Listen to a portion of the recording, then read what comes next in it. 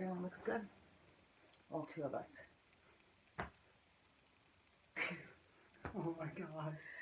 Welcome to the Couch Confessionals, where we go behind the blog. No. Yeah. Yeah. Okay. Take two.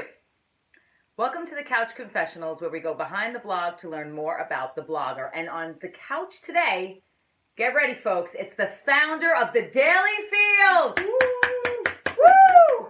Janice, thank you for joining me today. Oh, thank you, Jennifer Tonetti-Sullivan. How lovely to have you on the flip side. So, Jan, you know, the Daily Feels has been such a crazy reaction from so many different people, so many different walks of life. Please share with us what inspired you, what made you start the Daily Feels, and where did the idea come from? The idea came from a place of lack, if I'm being completely honest.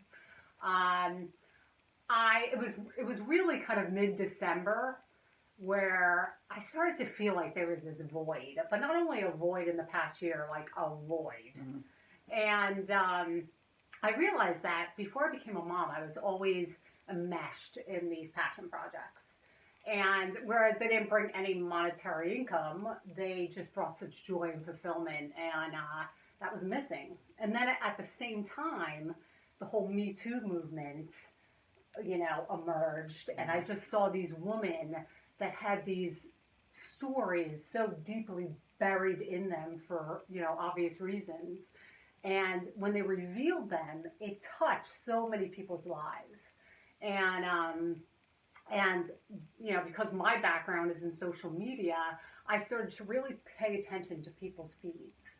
And I started to see certain people starting to tell their story in headlines. And those people, I started to literally write down their names and be like, there's a story here. There's a story to be told. I just don't know if they're ready to tell it. So, and you're a believer, John, that everyone has a story, right? Everyone. And I think that not everyone is ready to tell it, but I feel like many people are ready to hear it. And I even said in my like introduction on April 1st that, you know, everyone's stories touches those lives that need to hear it most. And, you know, the 12 people that I chose, here's what, you know, an idea is like ready to roll. Is those 12 people that I called out to that are now bloggers on the Daily Feels, without hesitation was like, yes, I'm in. And I just think when you provide a forum for people to tell their story, and they tell it so authentically, like all of you do, you know, people respond to it. So that's basically the long story of how it came about. Absolutely. Okay, Janice, finish this sentence. If you knew me, you would know. If you knew me, you would know that I am the human form of an M&M, because I always bring it back to candy. I have this kind of like no bullshit, like, you know, tough, strong exterior. But if you really know me, I am this like soft mush on the inside. I feel, I overfeel, I overthink, I overdo, I overfunction, I over everything. And that's obviously part of my work. But I remember in college, and I even wrote about it in a blog, this professor saying, you are this atypical empath because this does not match with this. So, yeah, that's what you would do. Interesting. Regrets? Have a few?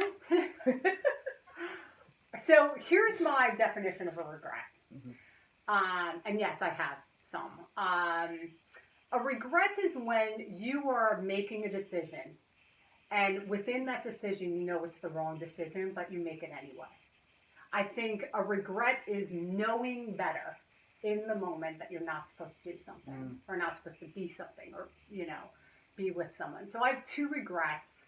One is that I stayed in relationships well past their expiration date.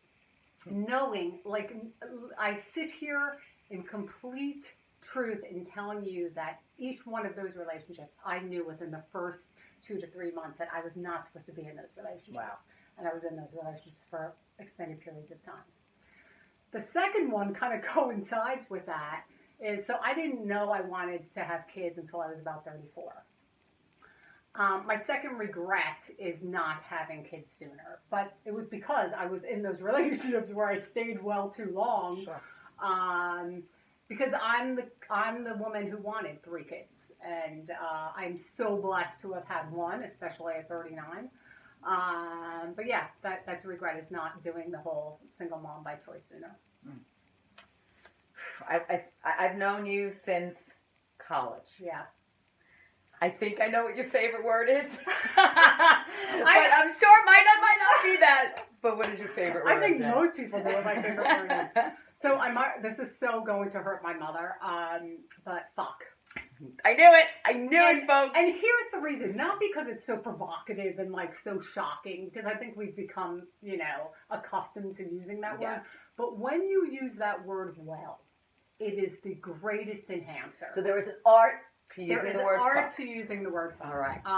But in all honesty, if any word you put fuck in front of, it really amplifies that word. Absolutely. So if I say like, this is good cake, you're like, oh, all right, good cake. If I say this is fucking good cake, you want a piece of that cake. That's right. So again, when used well, it is. I could not agree more. I mean, if that would probably be my favorite as well. Biggest pet peeve, please. All right, so I really don't have one, but I'll give you 3 in a short form. The first is people walking barefoot with their socks on a plane. Like, Okay. Vile and like grosses me out to no end. And I'm not a germaphobe, but I'm like, put your fucking shoes back on. The second one is passive aggressiveness. Mm-hmm. So it is a behavior that I do not tolerate. It obviously comes from a wounded place when someone is passive aggressive, but it's gross to me.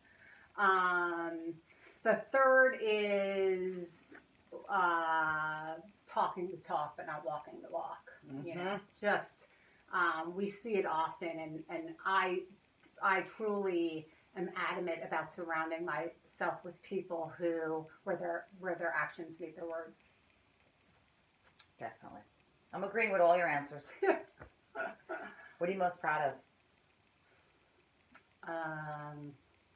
Dude, I'm most proud of making the decision to becoming a mom. I think it's one of the hardest decisions to make when you're in a couple. Yes. When you're part of a couple. Never mind when you're doing it alone. So I made the decision. I became a mom that, has a wonderful tribe of supporters. But I support Kellen financially, emotionally, physically, mentally. I always say he's going to be in therapy, and I'm going to be the only one to blame. Yeah, but I think that's all parents. Yeah, I mean, really. And then just having a child that has autism. There are some days where at the end of the day you'll find me in a fetal position, and then you'll see me on other days just giving myself a pat on the back, because I just think it's something to be proud of, this whole parenting thing. Yes, period, end of story. Yeah. But not the end of the story. We've got one more question. What sets your soul on fire? So again, I have like 3 things rattling in my head. From a very young age, seeing my parents come together through dance has always just beautiful. revved something up inside of me. It's really, where they came together through love, and they danced so beautifully together. That. Second is seeing my niece Hallie up on stage. Like, to be able to bear witness to someone truly living out their dream with no plan B, that just, is amazing. The third is Kellen bypassing every can't and won't that was ever thrown at him. So, when he was diagnosed with autism, we had doctors, therapists, teachers, tell us that he probably won't be able to do this, or, he can't do this, and every single year, and I mark it down in a book, he really gives a, 2-finger salute to those people who said he can't do things. And for an example, this past year, I got a notice sent home from school that he was going to be in a school play. With, typically developed, kindergarten, first grade class. And he was not only going to be in the school play, but he had a line that he needed to recite. And they gave some other kind of like qualifiers. He was going to have to, he was a king, so he was going to have to wear a cloak and a king's crown. And I'm like, yeah, he's probably not going to want to do that. And then they're like, and he's going to need to sit on stage for 45 minutes with other kids who are singing, dancing, and music playing in the background. And I'm thinking, yeah, he's probably not going to want to do that. And then he is also going to have to get up with 5 other kids, go to the front of the stage, and deliver a line. And I'm like, I don't know if that's going to happen.